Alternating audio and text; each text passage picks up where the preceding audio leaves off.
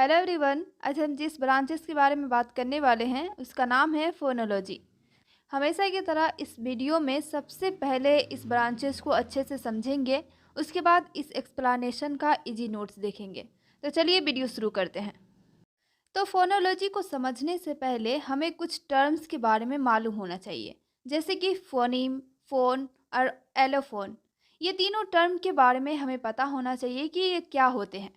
तो फोनीम की बात करें तो फोनीम लैंग्वेज का सबसे छोटा यूनिट होता है।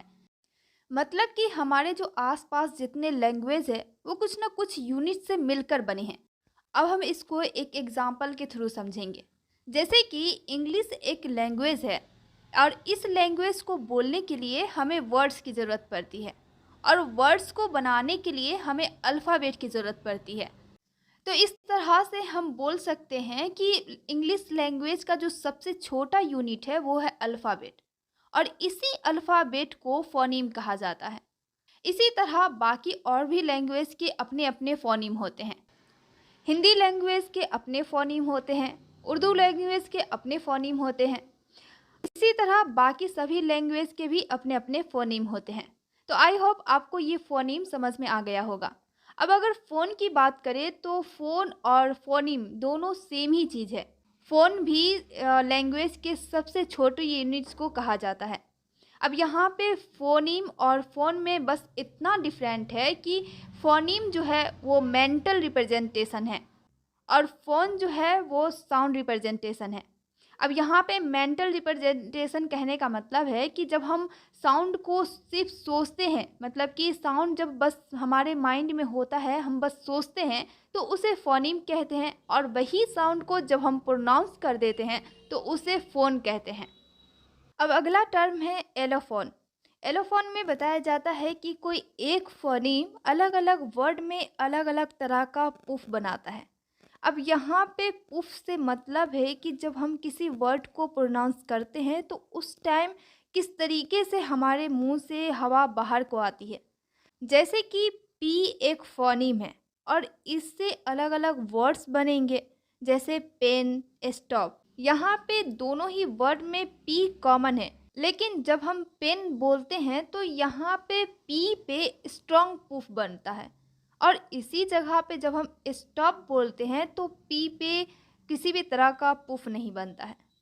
अब हम फोनोलॉजी की बात करें तो फोनोलॉजी लिंग्विस्टिक का ही एक ब्रांच है जिसमें किसी भी लैंग्वेज के साउंड के कम्बिनेशन को पढ़ा जाता है।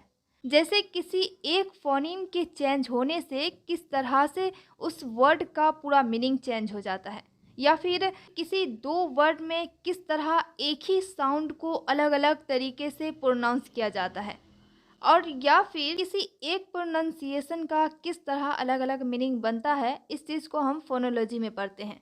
जैसे कि हैट, बैट और कैट।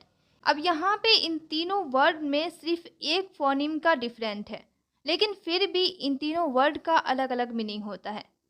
इसी तरह जब हम मशीन और मैकेनिज्म बोलते हैं तो दोनों ही वर्ड में सी एच और सी एच कॉमन है, लेकिन फिर भी जब हम मशीन बोलते हैं तो यहाँ पे सी एच को स पढ़ा जाता है और मैकेनिज्म में वही सी एच को क पढ़ा जाता है। तो यहाँ पे फोनीम तो सेम है, लेकिन इसका जो प्रोनाउंसिएशन है वो डिफरेंट हो रहा है। और जब हम सी और सी बोलते हैं तो यहाँ पे प्रोनाउंसिएशन जो है वो लगभग सेम है, लेकिन यहाँ पे फोनीम और मीनिंग चेंज हो रहा है। तो साउंड के इस तरह के कम्बिनेशन की वजह से जो चेंजेस होते हैं उस चेंजेस को फोनोलॉजी में पढ़ा जाता है। इस फोनोलॉजी के दो मेन ब्रांचेज हैं, पहला सिगमेंटल फोनोलॉजी और दूसरा सुप्रा सिगमेंटल फोनोलॉजी। जैसा कि हमें मालूम है कि फोनोलॉजी में साउंड्स को स्टडी किया जाता है, तो इसी वजह से सिगमेंटल फोनोलॉजी में किसी भी स्पीच साउंड को यूनिट लेवल पे पढ़ा जाता है। जो लैंग्वेज का स्मॉलेस्ट यूनिट है उसको पढ़ा जाता है सिगमेंटल फोनोलॉजी में।